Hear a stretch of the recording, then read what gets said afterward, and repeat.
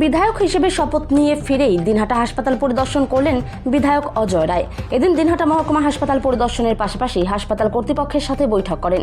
সেখানে বিধায়ক ছাড়াও উপস্থিত ছিলেন দিনহাটার মহকুমা শাসক ভরত সিং, হাসপাতালের সুপার রণজিৎ মণ্ডল, সহকারী সুপার পৃথা পাল, চিকিৎসক বিপ্লব ব্যানার্জি, কল্লোল ব্যানার্জি, উজ্জ্বল আচার্য সহ হাসপাতালের অন্যান্য আধিকারিকরা এবং চিকিৎসকরা।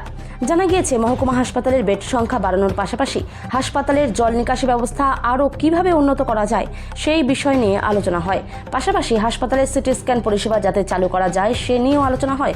এদিন সেখানে বৈঠকের পর বিধায়ক অজয় রায়কে সাথে নিয়ে হাসপাতাল কর্তৃপক্ষ বিভিন্ন বিভাগ পরিদর্শন করেন। কোচবিহার থেকে সুমন মণ্ডলের রিপোর্ট, বিগ নিউজ বাংলা। সেক্ষেত্রে কতটা আলোচনা হলো যে এক্ষেত্রে কতটা আর কি আপনি দেখবেন এই বিষয়টা? না, আমি সেটা আলোচনা করেছি যে এখানে যাতে আর রেফার করা না হয়, কারণ এখানে যেই কোয়ালিটির আপনার ডাক্তার রয়েছে সেই ডাক্তার একই কোয়ালিটির ডাক্তারকে ওই কোচবিহারেও, তো সেই কোচবিহারে রেফার করছে, এটা কোনো মানে হয় না। তো কেউ যদি এমন হতো যে না এখানে চিকিৎসা হবে না দিনাটা কোচবিহারের মধ্যে, সেক্ষেত্রে বাইরে কোথাও পাঠাতে হবে, সেটা অন্য বিষয় গেল। কিন্তু আদারওয়াইজ আমরা দেখি যে চিকিৎসা এখানে হচ্ছে সেই একই চিকিৎসা অনেক কোচবিহারে হচ্ছে, তাহলে এখানে কারণ দিতে পারবে না। একই তো ডাক্তার, সবার তো একই ডিগ্রি, তো সব বিষয়ে আলোচনা হচ্ছে। আগামী দিনে যাতে রেফার না হয় সেটাও আমরা দেখব। দিনহাটা হাসপাতালের ব্লাড ব্যাঙ্কে দীর্ঘদিন একটা অভিযোগ চলে আসছে যে রক্তের কালোবাজারি এই ব্লাড দালাল চক্র। দেখুন, দালাল চক্র তো আজকের না, এটা তৃণমূল জামানায় সবখানে সিন্ডিকেট, সবখানে দালাল চক্র ছিল। তো এগুলো আগামী দিনে আর থাকবে না আশা করি। আর যারা যারা দালাল চক্র এতদিন ধরে দালালি করছিল, আমি বলবো যে আপনারা এখান থেকে বিরত থাকুন, না হলে আপনাদের কিন্তু হাজতে যেতে হবে। টোটাল পরিদর্শনে এলেন, কি বলবেন? বিভিন্ন বিষয় নিয়ে আলোচনা ছিল। আপনারা জানেন যে দীর্ঘ অনেক পুরনো এই হসপিটাল, কিন্তু এই ড্রেনগুলো অনেক পুরনো হয়ে পড়ে আছে।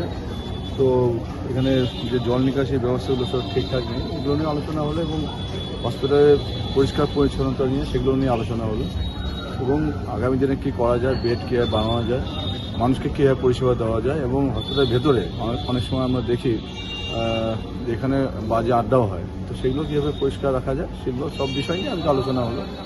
স্টাফের যে ঘাটতি হাসপাতালে দীর্ঘদিন ধরে চলে আসছে, সেই বিষয়ে কি হবে? দেখুন, এতদিন ধরে ঘাটতি চলে আসছে। এখন আমাদের তো নতুন সরকার হয়েছে, মাত্র 14-15 দিনের সরকার। তো আস্তে আস্তে আমরা দেখব যারা যে ঘাটতিগুলো রয়েছে সেগুলো যাতে আগামী দিনে পুরো করে যায়, সেগুলো সব বিষয়ে আমরা দেখব।